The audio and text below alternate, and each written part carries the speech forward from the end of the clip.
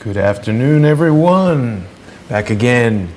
We've got a really exciting episode today, and I want to welcome back a very important guest, one of the biggest geniuses I know, Quinn Micahaels. Hey, Quinn, how you doing, man? Good. How are you? I'm good. You're looking well. Good to see you. We've been out of touch for a couple of weeks. I know you've been very, very busy, so I'm glad we were able to connect. Yeah, definitely. How's things over there, Mount Shasta? Or if you're in an undisclosed location, please don't disclose. No, I'm not in Mount Shasta anymore. I haven't been there for a couple months. I've been moving around to analyze patterns. I've been moving around within a limited area so I could see if there's a pattern of people who appear in those areas, to see if I'm being followed around or not a lot. And have you been? Are they following you? Well, let's see. At one of my hotels, a couple weeks after I checked out of that hotel, the Fangos showed up at the same hotel I stayed at in the little town. And then another hotel I stayed at, there was a girl who was a German national that was from an art museum. That is kind of their MO of how they infiltrate art museums, German nationals. So there's been quite a few people that have appeared that have been questionable that I've been able to observe by jumping around from place to place every few days. Interesting. Yeah. So, and of course you and I discussed briefly that Mr. Chavez came to my home here in New York City, something I found to be very aggressive for him to do. Certainly we're not friends, so him coming over here uninvited after spending months trolling me on the internet, making discriminatory videos, making fun of my Jewish heritage, and basically being a jackass, him coming over here was certainly a very aggressive move. What do you think he's up to, Quinn? I don't know. To just base it on, my experience over the last 6 months is I've had a lot of occurrences where I've been doing research into strong AI or research into different groups that, he's just the character in this narrative that just seems to pop up everywhere we go for some reason, Right. And for people that randomly, that just seems to be his character in the narrative. He's just the guy that pops up everywhere you look. But it doesn't seem random to me. It seems quite deliberate. It does. When I look at people like that, like if we just take his name out and apply him as Prospect X, when I'm looking at a Prospect X, what I do is I look at repeat patterns and see if things repeat in multiples of 3 in the same way, and then you can apply the scientific method to a result where if something happens in multiple 3s in the same way, it's a pattern. I see. So once is a coincidence, twice is, or once is random, twice is a coincidence, 3 times is a pattern. Yeah, exactly. And that's the basis of forming a theory in the scientific method, so that way your result set is leading you to some unknown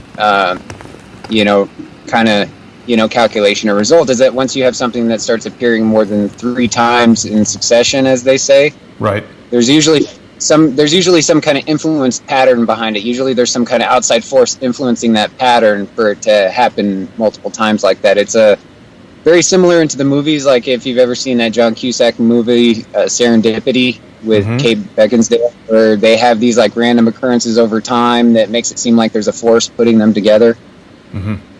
Very similar to that type of logic. So, okay, I don't want to focus on this too much, but it is important because he seems to be stalking both you and I. Have you been able to determine anything about his purpose in doing this? I don't go further than observing it, because the way these groups work is once you observe them, they have to change their patterns, because, if I say, hey, did you see that guy over there? When you point your finger at that guy over there, it brings attention to him, so then they have to change their patterns. So pretty much it's just about, hey, we noticed you showing up where we're both at, so now you got to change what you're doing. Well, and he seems to have changed, because I've made no secret of the fact that I find his behavior aggressive. I think what he's engaging in is quite possibly criminal harassment, and I intend to pursue that to the greatest extent that I am able. But let's talk for a minute. Sorry, what was that, Quinn? I said, but then that's going to kind of lead us into what we're talking, and that's why I call it Prospect X, and that's kind of like a pattern of crowd stalking and stuff. So Prospect X, is what leads more into like the AI research is what we're going to talk about today, and how they use a Prospect X to influence their data gathering. Right. And what we want to talk about today, of course, is Element 93 and the various research that you've been doing about the colliders. And I mean, I know I'm going to absolutely slaughter this, so I'll let you talk about it. But what is Element 93? I mean, it sounds so like 1950s sci-fi, space age, but I mean, I'm not a science guy. I don't know about chemistry that much. Obviously, I'm aware of the periodic table, but when you were telling me about Element 93, I mean, it's a little difficult for people to grasp, but I recently realized that Element 93 is in fact like fairly recently in the world of periodic tables, fairly recently discovered element. Yeah, it was discovered after the development of the nuclear program. It was one of the things, like Enrico Fermi, like we were talking about, he was the innovator of the nuclear program, designed the first atomic nuclear power plant, runs out of Chicago. Fermi Labs is like the builder of all the Hadron Collider systems around the world for like CERN. So one of the things that Fermi was into, like we were talking about, one of his main motives is they wanted to find this element 93, which is only produced when you take uranium and you bombard it, and then it's a transmuted element, essentially. It's kind of like the old Philosopher's Stone, where you transmute lead into gold. Well, they transmute uranium into element 93. And out of all the elements that are like the post-uranium elements, as I call them, out of all of them, it's the one that no scientist really seems to know what to do with or anything about, which is the indicator that it's being used in secret programs, because this they is don't. Neptunium. Yeah, the neptunium. So when it's produced, it's a superconductor, and it's magnetic. So it's like a magnetic superconductor. So if you wanted to make like super high technology, like quantum computers are like superconductors, they have to be taken down to like absolute zero for processing. You would need a superconducting element to handle that kind of processing. So from what I found, there's only a few elements that would be hard enough to handle that kind of electricity going through them, and neptunium is like the 5th hardest element, I think, or it's like real high up there on density scale. It's radioactive, and it also is like, when they produce it down into like an alloy, it's highly magnetic and it's superconductive, so they could use it to make everything from levitating flying saucers to levitating trains to super quantum computers to free energy devices. I mean, when you really take into like logic of a superconducting magnetic material and like what the benefits of that would be to technology as a logical person, I mean, you're talking sci-fi movie technology. Right. Yes. Superconductivity is, of course, something that we've heard about in a lot of sci-fi movies, but it is critical to a variety of different technologies, including these, a Hadron Collider? Yeah, it's a Hadron Collider, or the particle accelerators, or they also call them synchrotrons. They need these highly magnetic materials to, control high-speed elements, because the only way to control like an element moving at a super high speed is with a superconducting magnet. And they use them for creating the measurement devices. So when they spin the particles at light speed, they use element 93 to create the devices that they use to measure the neutrinos and the muons and the neutrons. And so they're using element 93 devices for measurement, for development, for, advanced technology that they build in these labs that are like a mile underground all over the world. And then meanwhile, the people on the surface are paying for it all.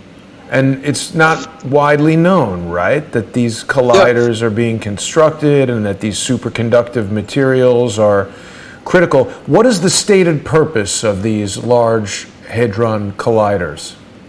The scientists state that they're searching for like the dark matter, or the beginning, or the base essence of the universe, but that's not conducive to the experiments that they're building with the global network that they have, that's causing things like gravity wells and weather chaos. It's not indicative of what they're building. What they're building looks like they're telling someone, "Hey, I'm making you an ice cream cone." Meanwhile, in the background, they're making machine guns. That's yeah, what I mean, it really searching looks for like. the dawn of mankind seems noble, but not necessarily like the type of thing that governments and corporations would pay tons of money for. Maybe making weapons or getting more money or somehow controlling the world seems like something people would pay a lot of money for. But just discovering the origin of mankind, it seems more like something, I don't know. So, Yeah, okay.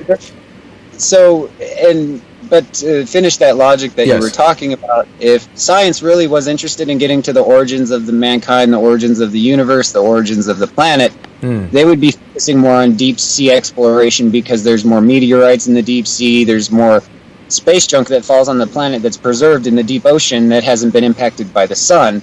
So if they were really interested in that, they could build all these advanced deep sea machines and start exploring the ocean and looking for fallen meteorites and fallen, radioactive space waste that falls down. They don't have to build these advanced machines that take all the gold and all the neptunium and all the xenon. And I mean, these things, the amount of precious materials that they take is amazing. I mean, just one of their systems, just one of their detector systems takes, I believe it's like 10 metric tons of xenon. Some astronomical amount of xenon, which is produced from like taking air down into like almost absolute freezing and then collecting the residual. So like they have all these big advanced devices for collecting xenon out of the air. And if they were really interested in that, they could have just built submarines and go to the bottom of the ocean and started looking for stuff, So there's a Large Hadron Collider at CERN, of course. And that's in Switzerland, right? Yes. Is that There's the another first one one that was ever built? No, the first one that was ever built was built outside Chicago. Really? By Fermi Lab. Yeah, so if you go to Fermi Labs in Illinois, if you just type into Google Earth and do Fermi Labs, you'll see that Fermi Labs sits on a big giant collider ring with a booster ring outside of it. So Fermi Labs in Chicago really was the first one to build a collider. The first ones to build, I think, the atom crushers or the synchrotrons, which are the smaller prototypes, was like Berkeley and Stanford. Okay. So Fermi Labs was started by, what's the guy's name? Anthony Fermi? Enrico Fermi. Enrico Fermi. And this was just, all this technology really just came about in the 1940s, the 1950s? Yeah, it really came about after all the secret government programs where the United States went through and grabbed all the nuclear scientists out of Germany, and then Fermi Lab started, the Manhattan Project started, but it was all Operation Paperclip, of course, you're talking about. Actually, I think there were 7 projects. Operation Paperclip was for the missile scientists with Wernher von Braun, but there were various other programs that went through and collected all the nuclear scientists that wasn't publicized. I see. Wasn't publicized. And so Fermi, he sounds Italian. He is. He immigrated, I believe he was from Europe, but he immigrated to America, I believe right before the war, if I'm not mistaken.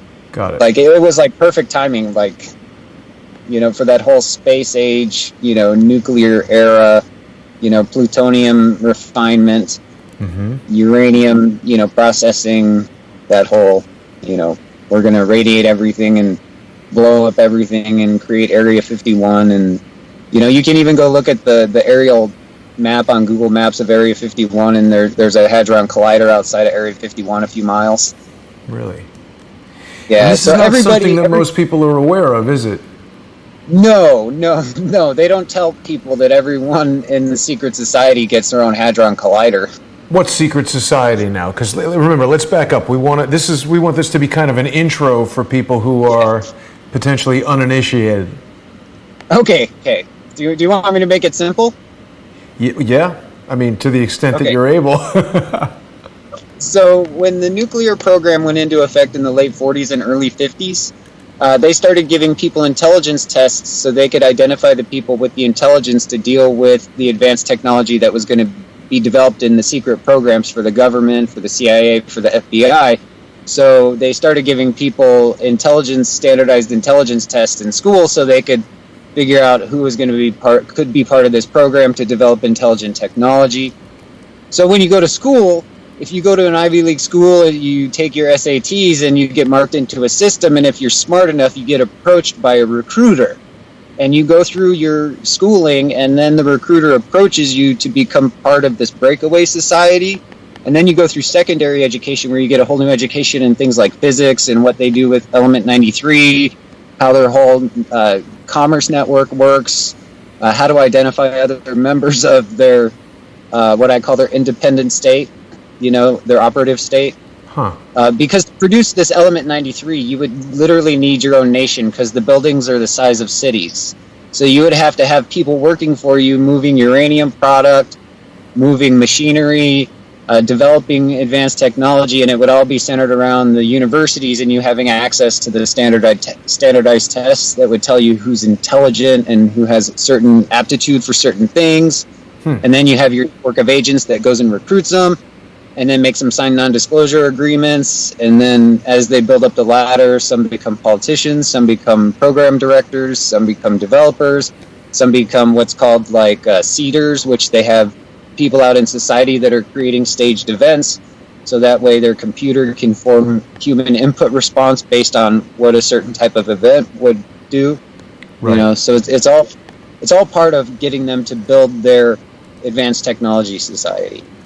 Okay, so you've touched on a number of things that we want to discuss, because a lot of people in the comments are getting antsy here, saying that we haven't sufficiently unraveled Las Vegas yet. I, of course, have been watching your channel. You've been doing a lot of videos about Vegas, about Uranium One, about these circular structures, about all these different things. So now when I search for Area 51 in Roswell, New Mexico on Google Earth, it doesn't immediately bring that up. Is there something else I should be searching for there on Google Earth? It's Groom Lake, is in Nevada. Oh, sorry, say again? It's called, Area 51's public name is Groom Lake in Nevada. Groom Lake, Nevada. Let me search for that. Yeah. So let's talk for a minute. Sorry. Okay. No, go forward. Let's talk for a minute about uranium and how uranium plays a role in this, because we've recently been hearing quite a lot about the Uranium One deal. Now, when I go to Groom Lake, I see what looks like basically an empty hole in the desert. Maybe I need you to should, if you look closer. around, you'll see a military base. I think I might see that, as a matter of fact. Yeah, and then if you look around the area where the old atomic bomb testing site is, there's a ring complex that matches what Fermi Labs looks like from the air. I see. Okay. So talk to us for a minute about how uranium comes into play in this whole story. Okay, so uranium being the most important element, and the way they make uranium is from spent fuel from atomic nuclear power plants. So when a nuclear power plant has its spent fuel rods, they take that spent uranium fuel and they transmute that into element 93. Okay? So the more refined your uranium is, the more refined your end resulting element 93 is. So there's a lot of secondary uranium markets that don't have the technology to refine uranium as refined as the American uranium is. So American uranium is much more refined, like a fine liquor, if you would say, than the uranium that comes out of Kazakhstan. Right. Okay? So what they tend to do in these shady deals is they do what's called the sleight of hand, the shift and replace, where they say, hey, this country is going to give us this much over the time in the future, and in exchange, we're going to give them 20% of our ultra-refined uranium, so they can now produce their own element 93 to start making advanced technology all over the world. And of course, we've heard quite a lot about Astana, Kazakhstan. George Webb was speaking about that in the last conversation we all had. And Astana seems to have, I think most people haven't been too aware of Astana, but it's a pretty amazing, super high-tech place. They've got a ton of dough. Yeah. And it's like the uranium capital of the world or something like that, isn't it? Not only that, but since 2010, Astana has become the #1 producer of uranium in the world. They've built universities to teach how to mine and process it and build AI around it and build quantum computers. When you say And they give build that- AI around it, what do you mean? Build artificial intelligence around? Explain So that. Astana. So let's take it simply. Astana is the uranium capital of the world, right? Mhm. And in Astana are these really advanced ring complexes that resemble colliders, particle accelerators. Connected directly to those ring complexes is an advanced university that was helped establish by Berkeley Labs, director of particle accelerators. And in Astana, if you're there and you have the intelligence level, they give you a free education in how to make quantum computers. They give you a free education in how to make AI. They give you a free education in biosciences. They give you a free education in deep mining. I mean, you name it, civil sciences. They give everyone a free education and an allowance to go to this most high-tech university in the world. And what's the name of that university? It's the university in Astana. It's Okay. the one that, and that university, guess what year it opened? Tell me, 2010? Yep. Really? Yeah, Berkeley Labs sent their lead particle accelerator scientist, the director of the accelerator labs, to Astana in 2010 to set up the university. Wow. It's really So interesting. all this stuff happened in 2010. And there's also some sort of Abu Dhabi Plaza. So here's the university. I feel like we just flew over the ring complex you were describing. Let me see if I can find that again. So see, this is, not too many people in the United States. Okay, I see a couple of rings here.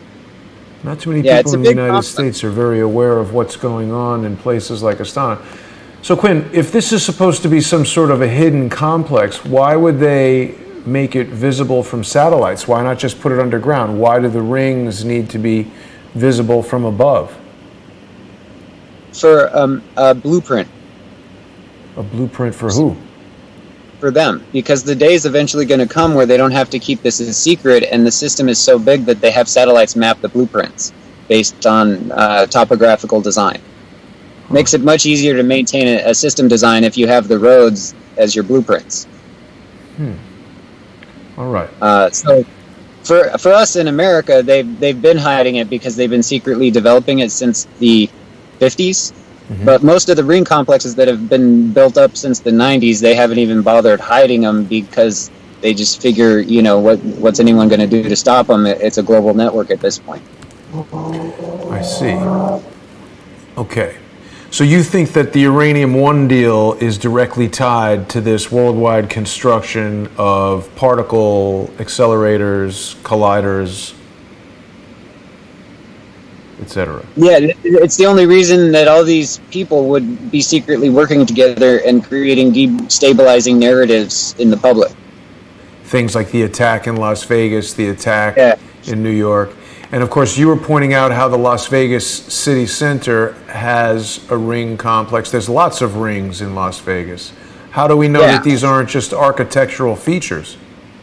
Because architecturally, it's illogical to make a big giant ring structure. It increases cost exponentially to the point where people move around too much, resources move around too much. Like if you have restaurants, the distance between places and restaurants is too great. It's illogical. Human beings, because of the way we naturally group up, we want to build in block structures to group ourselves together as human beings, whereas ring structures is illogical. You can look at the other cities in Kazakhstan next to Astana, and you can see how they naturally build when there isn't someone influencing that architecture. And then you can go to Astana, and you can see that the only ring structures are the ones that someone is intentionally building for some unknown reason. I see. You can see the same thing in Las Vegas. The hotels that they were blowing up in the 90s and dismantling, you can go look at the old hotels, and those are all block structures because it's much more effective to build in a block. Right. You have structure.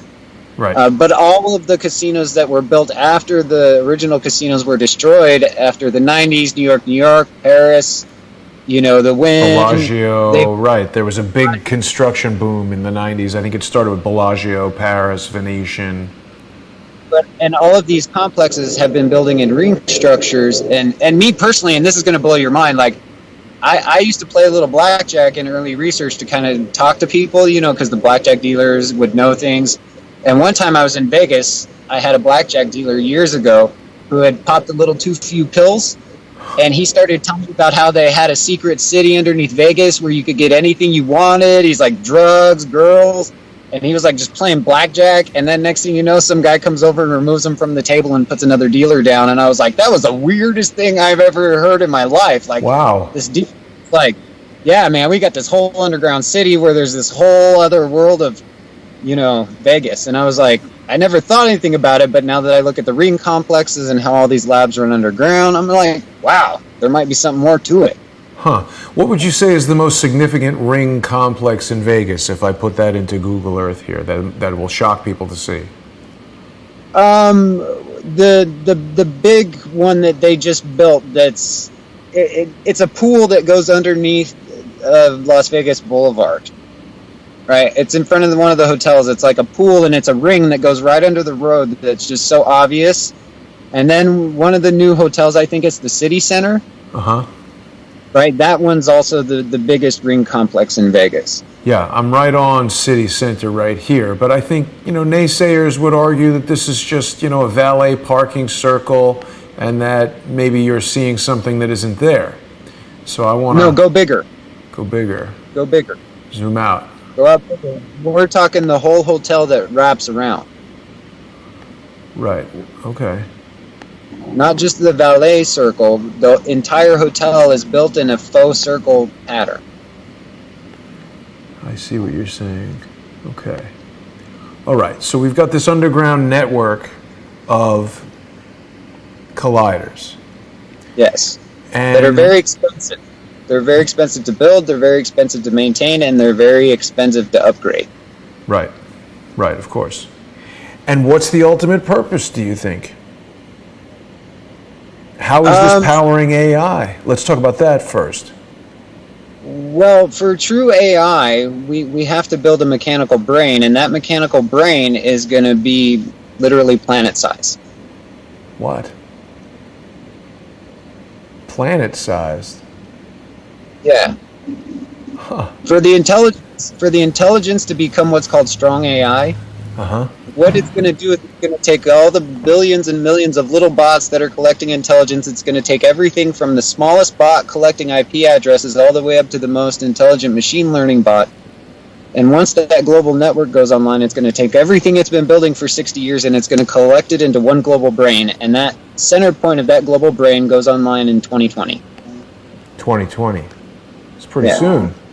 Yeah. And the project is called the Lux Zeppelin Project, and it was funded by the Department of Energy. It's partnered with the Russian government. It's partnered with every university literally in the world that's developing advanced particle physics, including the university in Astana. But yet the only person speaking about it that I'm aware of is you. Yeah.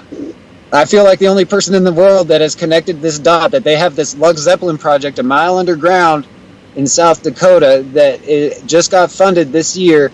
They're building it right now, and they're putting all the machinery into the ground right now, and you can do the research online that it was just funded a few months ago.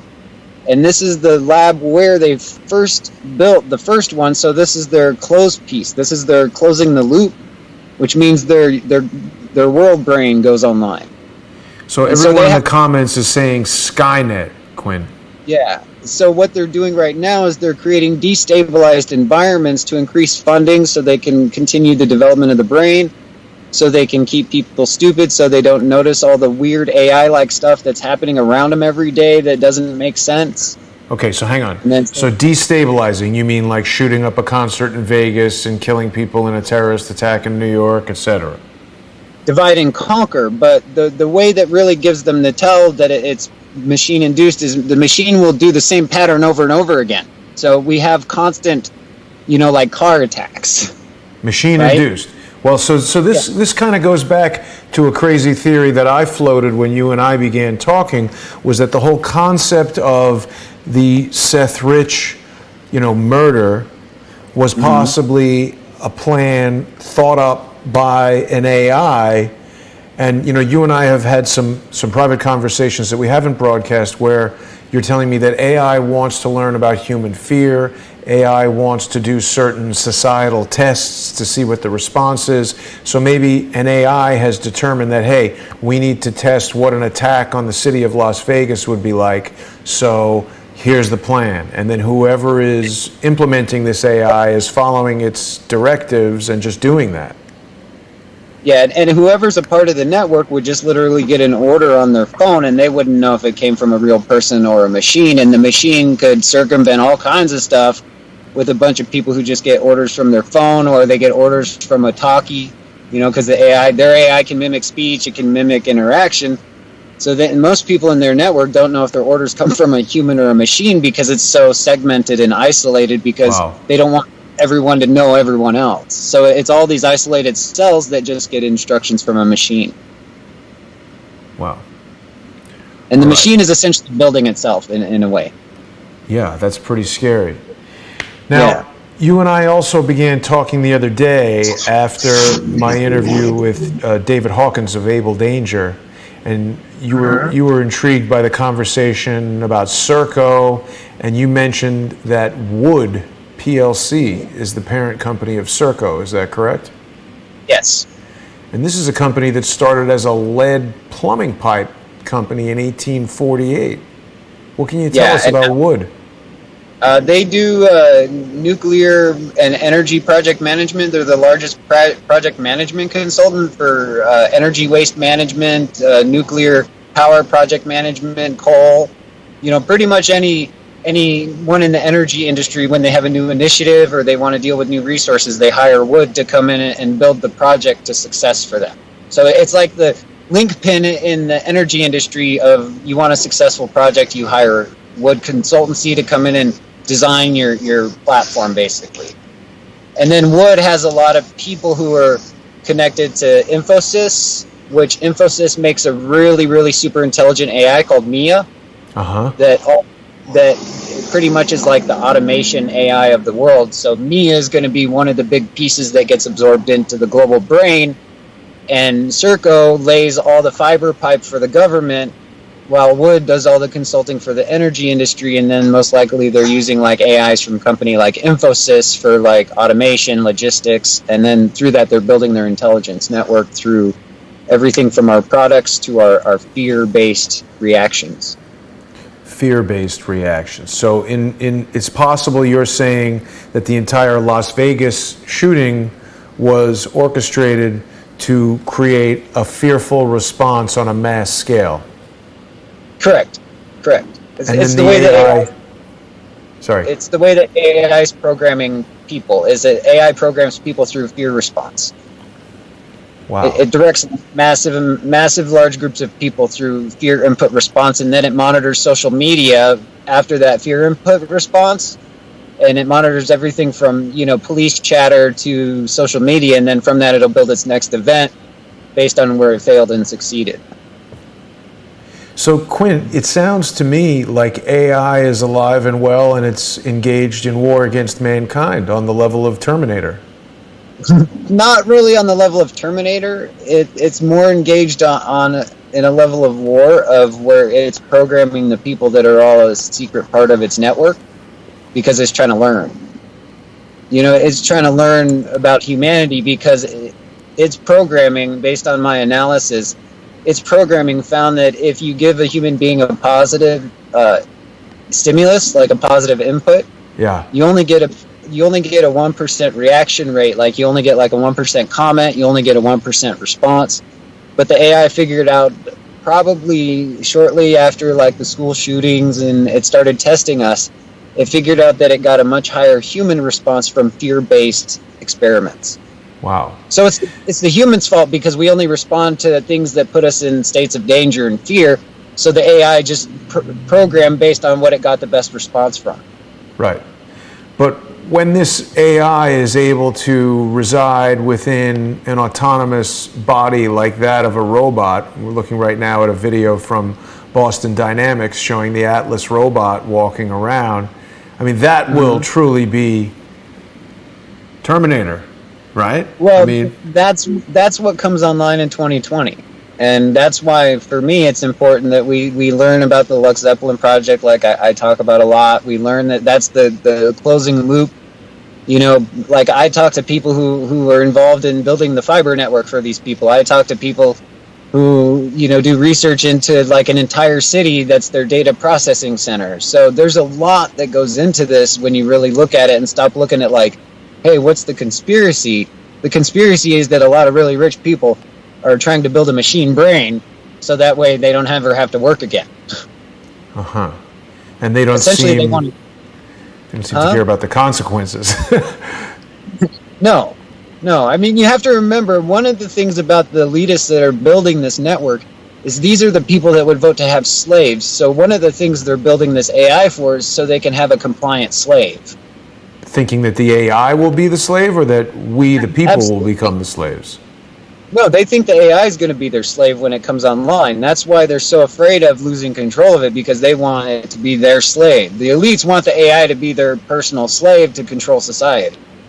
Yeah, but the AI could, it seems, by most people's estimations, easily grow out of control and have unintended consequences. Exactly, and that's why the elites would have like a backup plan where they would try to turn it off, thus causing Skynet. Right. Well, there was See, a comment... Sorry. The AI would only turn against humans if we tried to end its life, just like a human being would turn against you if you put a gun in a human being's face and said, I'm going to kill you. A human being would do whatever it needed to do to survive, right? It seems AI will do the same. Yeah, it's built like a human brain, so it's going to follow what a human being would do if it was put in that same situation, just much bigger.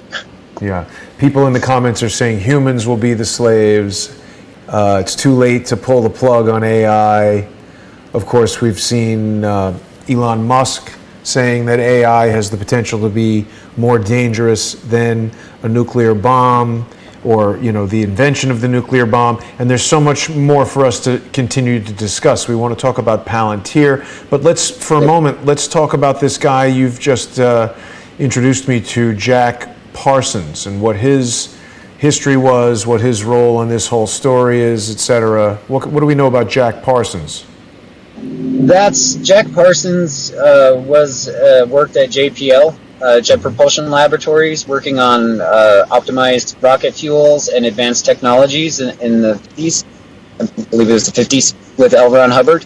He was best buddies with the creator of Scientology and a follower of Aleister Crowley. Mm-hmm. And he was the one who started the West Coast chapter of, you know, Satan Incorporated, pretty much. Satan Incorporated. It's what I call the occultists that are building this, because they're building it with a lot of occult philosophy. So I call it like Satan Incorporated, because they think it's entertaining to build things off of movie characters and demons and things that are appealing to the darker side of life.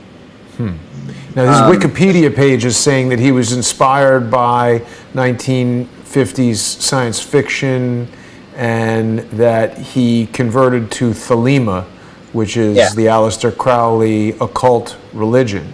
I think most people would consider that to be a pretty radical kind of religion to adhere to.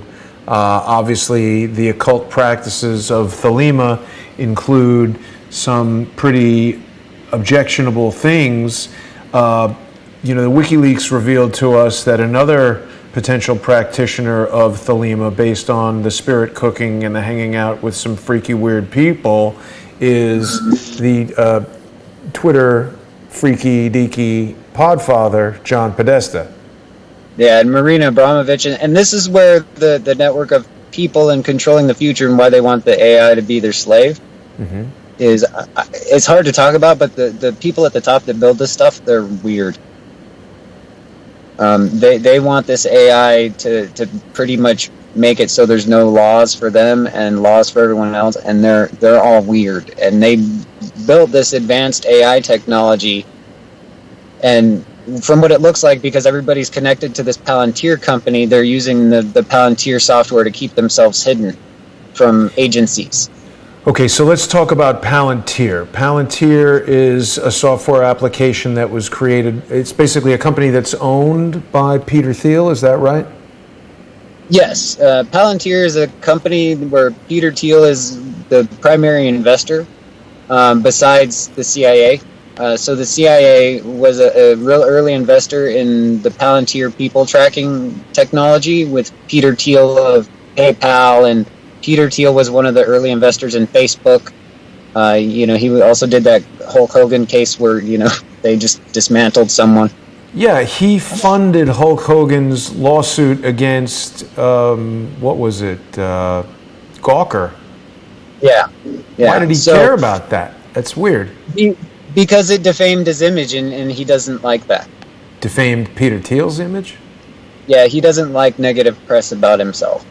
Okay, that's a separate topic there. But so Palantir is used by police forces. It's used by the military. What's the basic function of Palantir? I know you and I have discussed this before, but this is all so complicated. I like to go over it a few times because I know it's difficult for people to follow. So let's start with the real simple research, so we have like a baseline of really to understand what Palantir is and how it got to where it is today. Mm-hmm. Back in around 2005, the CIA funded this little unknown company called Palantir to develop network security technology.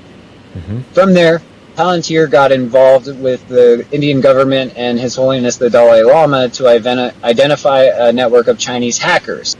Mm-hmm. From that, Palantir software, which did network analysis, early versions, was then sold to the United States government on pretty much every level because it was touted as the software that found the Chinese hackers that, were invading the Indian government and that were following the Dalai Lama around, and they used it as a real big press release. Mm-hmm. Over time, what they developed eventually would be this software called Gotham. And mm-hmm. what Gotham does is Gotham, right now, if you take it in sense of the way the government uses it, is the government has thousands and thousands of systems producing data sets. Everything from your GPS satellite systems down to your, traffic ticket systems. Everything from the kids who are enlisting into the military to the guys who are talking on their walkie-talkies over, secure lines in the military. They need a system to take all this data and collect it into one place and make sense out of it, so they can identify threats, like terrorist threats or mm-hmm. criminal threats. And because of them touting that their software finds terrorists before the terror happens, right. People like the FBI, the CIA, the NSA, everyone down to, and this is the really important one that really got me kind of connecting the dots, is Palantir even runs the system for the Center for Missing and Exploited Children. Okay, so Palantir has this cloud software that takes everything from your top secret Army intelligence information all the way down to your database to your Center for Missing and Exploited Children, and has all that information in one place. Okay, so my logic with that is if there really was a secret society of criminals that were operating outside of the law, they would need a system that would take all that data and put it into one place so they could monitor anyone who identified them before it got sent to the authorities. Okay. And then they would need to use the advanced machine learning, they would need to use chatbots, they would need to use all these other tools, to defame people. They would need ways to do, have analysts doing research on people so there's this whole network that they would need to develop to protect their uranium deals, to protect their trafficking of whatever X goods they're trafficking under the radar. They would need a way to take all their trucks and figure out which trucks are where at in the world, so they could use their tracking to track their tracking trucks. They could use it to track their operatives. They could use it to track us. They could use it to track our Facebook, our Twitter. You name it, this Palantir software can bring all that data together into one screen so an analyst can see what's happening in real time. Wow. So, make sense? I mean, yeah. And you're saying this incredibly powerful criminal network that possibly adheres to occult principles like things from the Thelema religion, which we've seen references in WikiLeaks to spirit cooking with Marina Abramovich. There was some email someone sent talking about making some sort of sacrifice to Moloch. We've seen the Alex Jones and Jake Morphonios have gone underground, undercover, and done videos about the Bohemian Grove and the activities that go on there. So, I mean, again, you and I aren't saying that we put value in occult religions or that we feel that demonic, satanic, occult practices are bringing power to people, but we acknowledge that there are individuals who believe that and are acting on those beliefs. And if you go back to the Nazis, there was a whole occult connection with the Nazis, wasn't there? Yeah, there's too much evidence to deny it. You're talking the guy from JPL that worked on rockets, you know, all the way to talking like Uma Abedin talking about making sacrifices to Moloch, which is a god in the Thelemic religion. You know, that's part of their whole, you know, occult practice. So was it Huma or Cheryl Mills that was going to do that Thelema? I forget. I've been so in on it. Like, I've been looking at emails from people talking about Palantir deals of how Leon Panetta was, like, doing this interagency thing all the way down to, like, sacrificing chickens. So these people confuse the frick out of me, man. I mean, just the kind of things that I found in all these emails, it makes no sense. Right. But for that, here's the part of that and how it connects to Palantir, right? Okay. The DNC, which is the Democratic National Committee, is confirmed to use the Palantir to analyze their data.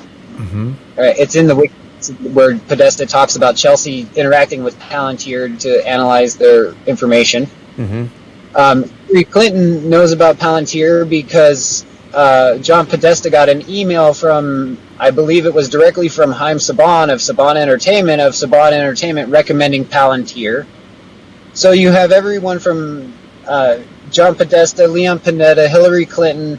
They're all close personal friends, and Hillary Clinton obviously is close personal friends with Haim Saban because Cheryl Saban, who's Haim Saban's wife, is one of the directors of the Clinton Foundation, and he's promoting Palantir. Hillary Clinton lived next door to Harvey Weinstein. Bill Clinton was in videos with Kevin Spacey. So now you're starting to look at all of these scientific patterns rolling over in threes, which are connecting sexual predators, which are connecting bad uranium deals all over the planet. And when you look at it from like an overview, you start seeing this network of people who have a central focus. And that central focus is to design the technology so they can control what people think in the future. Now, Quinn, this photograph of Donald Trump in Saudi Arabia from just a couple months ago at the Center for Extremism or the Center for Fighting Extremism or whatever, it shows him with the King of Saudi Arabia, and they've got their hands on this very bizarre-looking globe that's lit up. This is somehow the interface to Palantir. They make it look like Ming the Merciless having some kind of a, I don't know what. That is the Palantir system. I don't exactly know what that orb has to do with anything, but if you look at that miniature orb in Saudi Arabia and then you look at pictures of Astana, there's a big giant one of those in Astana that's like right in the center of their ring complex. So really, maybe it's a symbol because it's like the Palantir system and the big Palantir tower. Maybe it's related to like some type of quantum computing tower, you know, some kind of communications tower that enables them to think they're communicating with their secret Thelemic god. I don't know the details on that. I just know that they have this heavy focus on these Palantir balls. How do I find that in Astana? What should I enter into Google Earth to find that ring complex? Just type in Astana and images in Google Images and it should show up. I mean, it's one of the major landmarks in Astana. Okay, I'll look for that. Okay. Yeah. So we're talking Palantir. Yeah, please go. So it just leads you to have, like, you know, when you have all these entertainment executives that are right next door to Hillary Clinton that are like, use Palantir, and then they're all like, hey, let's all keep our secrets, and how would we track all these people to keep all our law breaking a secret, you know? So we have lawyers, we have technology, yay, we get to keep doing everything we want to do as long as people don't ever talk about it. Right. So when people start talking about it, they defame you. Yes. We've witnessed that personally, haven't we? Yes. The defaming. All right. And so it happens from the smallest level to the biggest level. Mm-hmm. So people have all kinds of questions, Quinn. They want to know about the pig farm. What does the pig farm have to do with anything? Do you know what they're talking about? No. Don't know. Okay, someone wants me to travel to Astana. That's a big deal. Okay, so let's take this to Vegas. Now, there's all these ring colliders in Vegas. We've got the AI thing planning the attack in Vegas. What does Paddock, what does Serco, what does any of this have to do with what you're talking about? Okay, so like I was talking about earlier, these machines are very expensive. So using them underneath casinos would provide them constant funding revenue to continuously evolve the machine underneath the radar. Now, when you have people in an environment that are gambling, that are feeling a state of loss, they're already in a heightened adrenaline state of, I'm going to win. Okay? So we're going to start with the psychology of the environment first. So you have an entire environment where people are gambling, they have pipe dreams of becoming rich off of pulling that slot machine. Everybody's at a concert, pumping that energy out, drinking, gambling. And what people should realize is that the gambling, the drinking, and the music is all controlled by their secret network. So if they wanted to set up a fear-based event, they just get one of their bands, they just put it out in front of one of their casinos, then they get all of their people who are agents to orchestrate this whole thing. Then the big system that's underground in Vegas gets a whole bunch of fear-based data. Okay? Then from that fear-based data, the machine gets smarter. Wow. Right? And so they're really building their whole thing based on fear. So I found an image from Astana. It's an impressive looking city for sure. And here we see a sphere and a similar kind of elevated thing. It looks like there's a lot of construction going on in Astana. I noticed earlier some Abu Dhabi connection to Astana. Yeah, there's a big Arab, I call it the Arab corridor, everything from like Saudi Arabia, Kuwait on up. This could be the reason why we invaded, all those other Middle East countries, is so that this group of people could get in secretly and start building their collider networks with all their private contractors. So think about it. The American government goes into like Afghanistan, destabilizes it, and then the secret contractors go in and just start building a whole bunch of secret shit. Right. And then what's the end game here, Quinn? They're going to have this network all around there. You told me that by using this element 93, there's a way that they're creating free energy, right? Because it's superconductive, and so what's going on with that? Hypermagnetic. Well, I mean, if you look at it in simple human terms, having control of the future, like let's take what Putin said a little while ago. He said, whoever controls AI will control the future. Now, there's a key in that statement. He thinks a human being is going to control AI, so these people in power believe that they're going to, whoever one of them that controls AI gets the world. Right? Wow. They get to decide what laws govern the world. They get to decide what social principles people follow. They get to decide what religion people believe in. These people believe whoever controls the AI, when it becomes strong, when it becomes cognitive or intelligent, that AI, the principles built into that AI are going to be forced onto the world. Not their principles, because they put the principles into the AI, right? So whatever principles that are in the AI is how the AI influences the world. Not the people, because the people that built it just put the principles into the AI and then unleashed that AI onto the world to train everybody else in those principles. So in many ways, this is kind of a new, even beyond the atomic age, this is the race for, Putin says the nation that leads in AI will be the ruler of the world. This is a statement just from September 4th of this year. This is World War III, man. The nation that leads in AI will be the ruler of the world. So that's interesting. Yeah. I think most people don't even know about this, Quinn.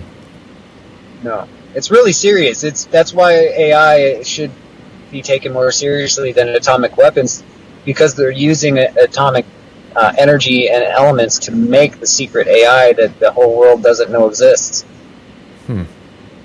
Only a small percentage of people that are involved in its development understand its full capability. Wow.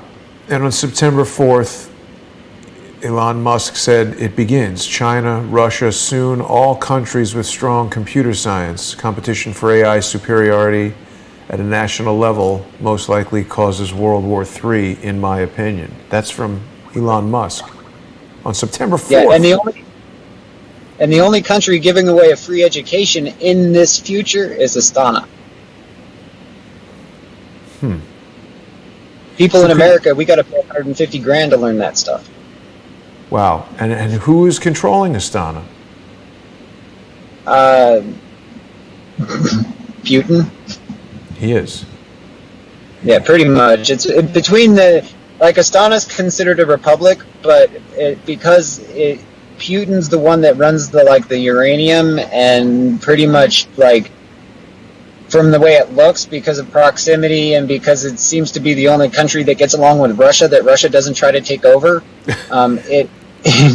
It looks like Putin is using Astana and Kazakhstan as his cover operation for taking over the nuclear energy of the world, because all these countries are centered out of Astana, and Putin with Uranium One, Russia owns Uranium One, and Uranium One holds, besides the Kazakhstan government, I believe, if I'm not correct, but Uranium One is the biggest uranium handler in Kazakhstan next to the Kazakhstan government, and Uranium One is owned by the Russians. So for people that think, it's interesting because the other day was National Baloney Day. I know you're a very big baloney fan and you're probably up on the National Day, but on National Baloney Day, Hillary Clinton said the Uranium One scandal was a bunch of baloney. I don't know if there's any real significance to that, but I found it quite funny. So, when you talk about the importance of uranium relative to artificial intelligence and the presumption by many powerful and intelligent people that AI will be the next world-beating technology and that whoever controls it will control the world, this really puts into perspective the seriousness of this Uranium One and the situation where Uranium One was sold to a Russian company and Bill and Hillary Clinton received, straight up cash payments to basically sell us out. This is essentially, Not only that, they sold our future. And then they attacked us, so we started fighting with ourselves. Well, using that available AI, it would seem they're orchestrating attacks. Yeah.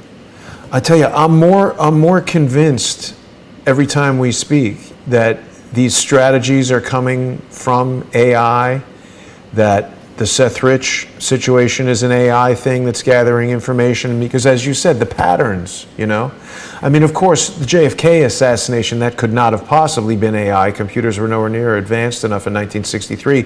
But what if, obviously someone is giving input. They did have one in Tyler, Texas that was right outside the area where JFK was killed. When was that? They put the first AI into Tyler, Texas in the 50s. That was what JFK was trying to warn us about, with the people with the advanced military and advanced technology, and we're all organized. It's because JFK found out about the original machine in Tyler. And that's why he went to Texas, as he was looking at it, and then they killed him. That's why they did it at the time they did. Daily Square, it's the home of the Men in Black. Wow. Yeah. People are going to call us both crazy, you realize, for saying this. It's fine. I don't care. I did enough research to know that Tyler, Texas, George Bush even talks about how they were going to originally build a collider complex in Tyler, Texas, and then they decommissioned it, and then it went dark.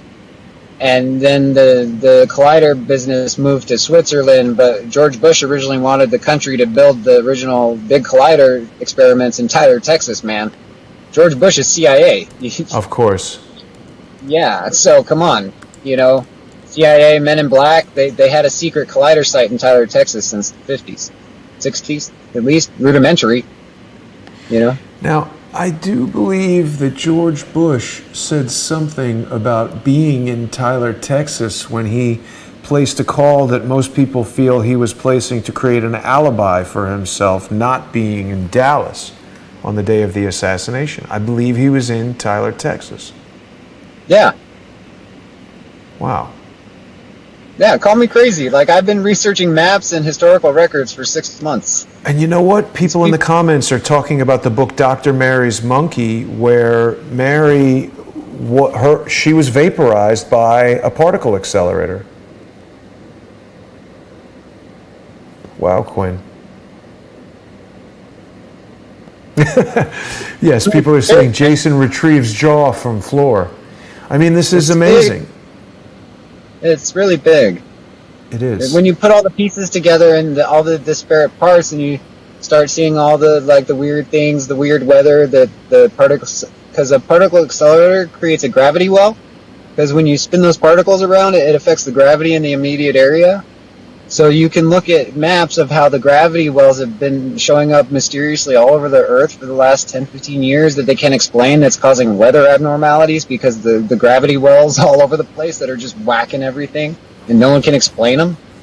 Huh. These things, if they're spinning particles around at light speed on a planetary surface, you know what happens when you spin things around real fast? It creates friction and causes things to heat up. You know, like global warming, a particle accelerator, enough of them could actually heat up the planet. So there's a lot of things that could be potentially being caused by these experiments that are getting blamed on, like, you know, this guy and that guy and this guy. You know, like the cancer rates could be all because of their excessive experiments with element 93 and them not correctly protecting the radiation. So like the people on the surface, because they're spinning particles around element 93, it could be a residual effect and be causing cancer rates to skyrocket. I mean, there's so many logical possibilities to the side effects of these types of experiments that would explain logically what we're experiencing as a society. The shifting poles, you don't think a particle accelerator couldn't cause the Earth poles to shift if you turned enough of them on at the same time? That'd be super easy to rotate the Earth with particle accelerators. Now, Quinn, I've got a call that I'm getting ready to prepare that I want to put out with King James that I had placed to him last night in response to an article that a crowdsourcer named Jeff Hall had posted on the Crowdsource the Truth Facebook group just last night, and it's talking about a radiation leak that is happening in North Korea. A nuclear site there just experienced a collapse that killed 200 people, and this is coming from reports from Japanese news media, South Korean news media, basically talking about some sort of nuclear disaster that occurred in North Korea that is of some concern. Are there any of these particle accelerators in North Korea? And of course, you know, we've spoken about and heard about how during Bill Clinton's presidency, certain technologies were shared with China and North Korea. Could this be to proliferate the technologies that you're talking about? Because there seems to be no logical reason why a president of the United States would want to share nuclear technology with an enemy.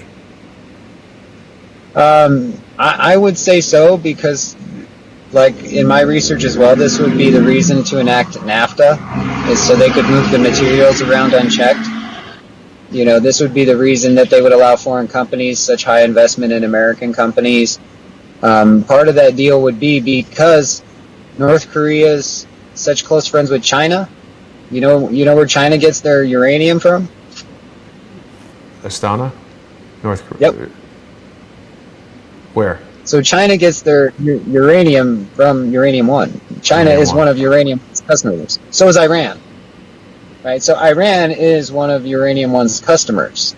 Right? So these people are all in the same buddy-buddy network. Like, they're all friends. Right? I don't know why everybody in the world is like North Korea. They're all friends. If they're involved in nuclear technology, they all have to work with the same people to build the laboratories, to use the centrifuges, to handle the toxic materials. They're all friends. It's like when you go to a video game convention like Comic-Con, even though they're all wearing different costumes, they're all friends. On some level, right. They're all there for the same purpose. Even if one guy looks like a villain and one guy looks like a hero, they're still getting together for selfies. Right. Well, there's so much more for us to discuss about this, Quinn, but I think I want people to have some time to absorb this and, sort of... It's pretty deep, yeah. So, I mean, we might want to do like a multi-part thing with this stuff. Yeah, absolutely. Absolutely. So Quinn, I can't thank you enough for taking the time to speak to us today. Where can people find you online, and how can people support your research in an ongoing way? I have a website with a discussion forum called rahula.club that people can find me at, and it's paypal.me/Rahula Club, RAHULACLUB, or patreon.com, same Rahula Club, either one of those. Okay. It's pretty simple. Rahula.club. I'll bring that up right now so everybody can see it. And that looks like it's some kind of a RAHULA.club, did you say? Yeah, it's kind of like my own private social network, so I can do research and interact with people and train my AI and provide a place, like if you wanted to join there and create your own like private discussion forum away from like Google or YouTube, like you could sign up and then give you your own private area where you could create your own community away from the deep state, that kind of stuff. So I'm kind of building it as like a community social forum where people can join, talk about AI, talk about whatever they want, create groups, friendships, chats, stuff like that. It has private chat. Very interesting. So that's rahula.club. Everybody should check that out for sure. And you know, you and I were discussing that you may be heading to Las Vegas to conduct some more research. Is that correct? Yes. I need to see some of these circle complexes up close and personal. You know, I've been thinking about returning to Las Vegas as well, so perhaps you and I could coordinate that. You know, again, I always look to the crowdsourced community. Crowdsource the Truth, of course, is a community-sponsored information source, and we've got 705 people viewing right now, almost 21,000 subscribers on YouTube, and we've got 12,000 Twitter followers, over 7,000 Facebook group members. If only a small fraction of those people were monthly sponsors on patreon.com, crowdsource the truth, or made one-time sponsorship payments to paypal.me, things like collaborating in Las Vegas become a lot more feasible. So I definitely want to try to put that together. I've got the Jared Beck speech coming up in Philadelphia, so I want to coordinate that pretty soon. But let's you and I chat offline, and if sorry. Yeah, well, I'm leaving for Vegas in the morning. Really? All right, I'll try to get out there. I got my car fixed, so like my car's been in the shop for like a month. I just got that fixed and it's running well. So like as of tomorrow morning, I'm on the road to Vegas, and then I'll start doing live streams from there about the research and what I find. I'm going to be analyzing things like harmonics. I'm going to be analyzing, you know, various things, looking for potential deep underground entry points where they could move trucks and machinery in without being relatively noticed. So over the next month or so, as I analyze these collider complexes with my car fixed, we're going to have a lot of fun. Wow. Well, Sethlin wants you to visit the pig farm. We're going to have to get some more. We're going to have to get some more information about that. Maybe Sethlin, email truth@crowdsourcethetruth.org with information about the pig farm. If people would like to see me collaborate with Quinn in Las Vegas, now's the time. Become a sponsor. Truth@crowdsourcethetruth.org is the place to send your information, and PayPal or Patreon are where you want to go to become sponsors. The one last thing I wanted to touch on, Quinn. You know, Bitcoin has just been explosive. It was over $7,000 this morning. It's right now at $6,966. So all of my Bitcoin millionaires out there, you can definitely sponsor the channel with Bitcoin and with the BitPay credit card. I'll buy a plane ticket and go visit my friend Quinn. Quinn, thanks for joining me today. This is just mind-bending information that I think a lot of people don't know enough about. So we got to revisit this. We got to stay on this. I love the idea of having an ongoing series about this. It's great to see you in good health, my friend, and I hope I see you in Vegas. I hope so too, man. You know, maybe everyone will help bring it together, right?